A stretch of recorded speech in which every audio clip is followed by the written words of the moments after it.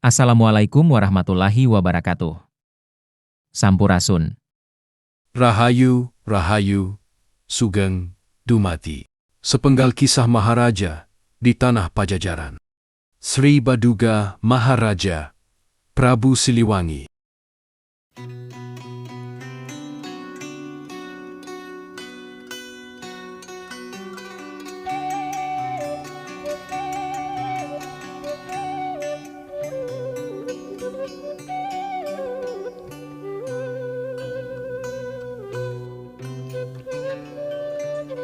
Prabu Siliwangi merupakan seorang raja yang mampu membawa kerajaan Sunda ke masa kejayaan. Ia dikenal sebagai raja yang sakti, adil, bijaksana dan gagah perkasa.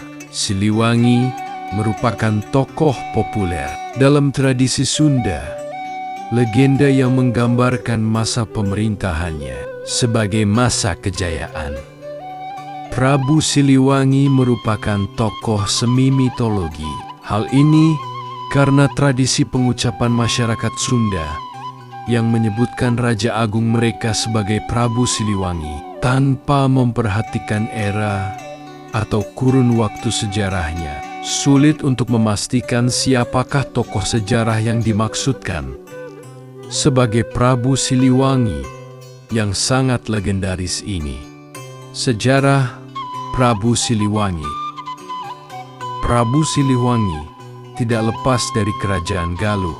Sang Pangeran Jayadewata, yaitu putra Prabu Anggalarang, yang saat itu memerintah di Karaton Surawisesa di kota Kawali. Di masa mudanya, Pangeran Jayadewata disebut dengan panggilan Raden Pamanah Rasa atau pemanah rasa cinta. Nama ini muncul karena sang pangeran memiliki paras sangat tampan dan mempesona, sehingga semua orang yang melihatnya akan jatuh hati. Masyarakat dahulu menyebutkan sang pangeran adalah siswa yang cerdas dalam hal kesusastraan, musik, tari, dan seni, termasuk mahir dalam seni bela diri, pencaksilat, serta keterampilannya yang khas kebangsawanan seperti seni perang dan pertahanan.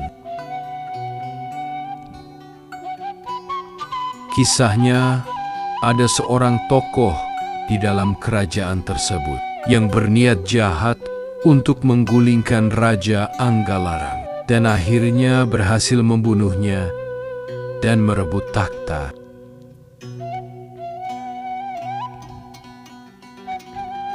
Sementara itu, Pangeran Jayadewata diracuni dan disihir dengan menggunakan ilmu hitam yang mengakibatkan dia menjadi hilang ingatan, bahkan menjadi linglung dan gila.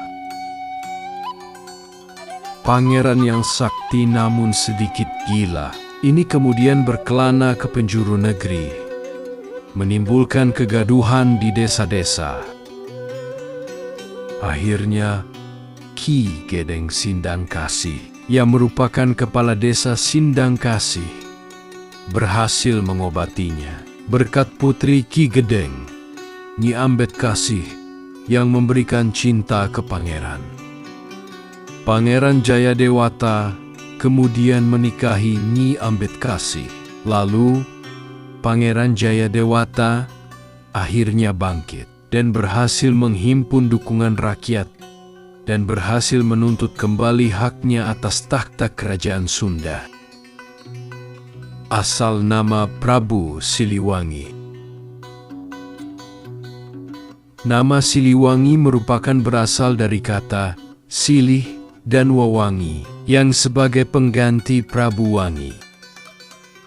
Hal ini tentang pustaka Rojeraya di bumi Nusantara mengungkapkan bahwa orang Sunda menganggap Sri Baduga sebagai pengganti Prabu Wangi, sebagai silih yang telah hilang. Di masa peperangan, ia banyak membunuh musuhnya.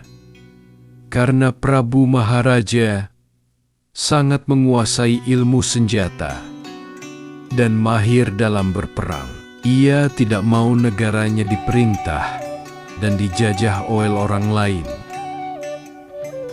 Ia berani melawan pasukan besar Majapahit yang dipimpin oleh sang patih Gajah Mada yang jumlahnya tidak terhingga. Itu sebabnya Raja Siliwangi bersama semua pengiringnya gugur, tidak tersisa di bawah kekuasaan Majapahit. Meski begitu, Prabu senantiasa mengharapkan kemakmuran dan kesejahteraan rakyatnya di seluruh bumi Tatar Sunda. Kemasyhurannya sampai kepada beberapa negara di Nusantara kala itu. Kisah sang Prabu Maharaja membangkitkan rasa bangga kepada keluarga, menteri-menteri kerajaan, angkatan perang dan rakyat Tatar Sunda. Hal ini yang menyebabkan nama Prabu Maharaja mewangi. Selanjutnya, ia disebut sebagai Prabu Wangi, dan keturunannya juga disebut dengan nama Prabu Siliwangi. Itulah asal dari nama sang tokoh legendaris ini. Kesaktian Prabu Siliwangi.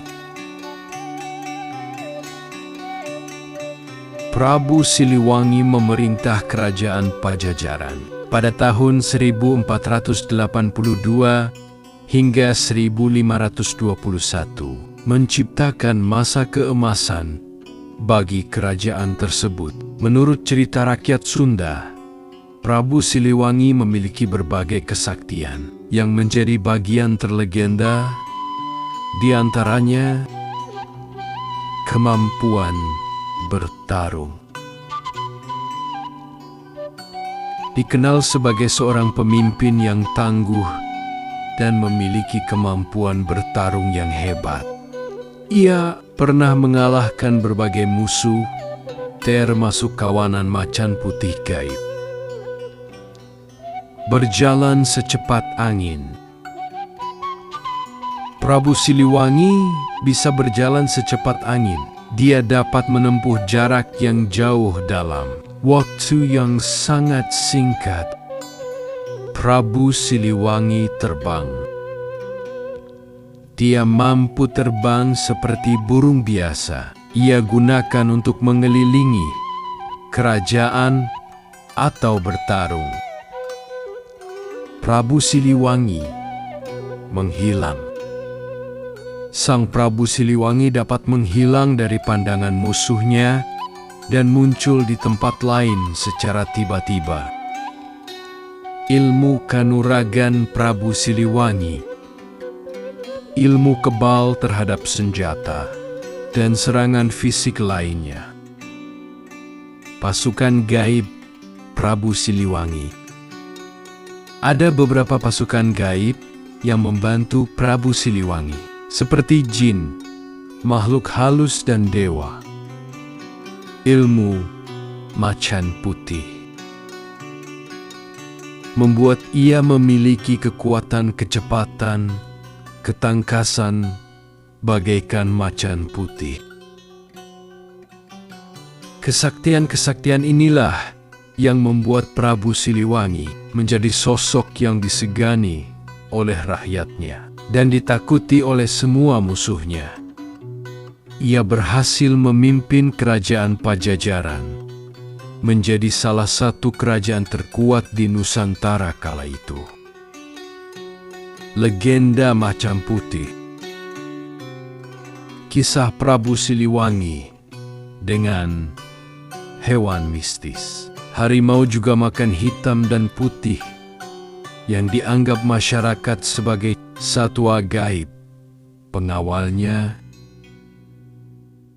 menurut legenda yang ada, ketika bala tentara Cirebon dan Banten menyerbu Daye, yaitu ibu kota kerajaan Pakuan Pajajaran, di mana saat itu sang raja menolak berpindah keyakinan untuk masuk ke agama Islam.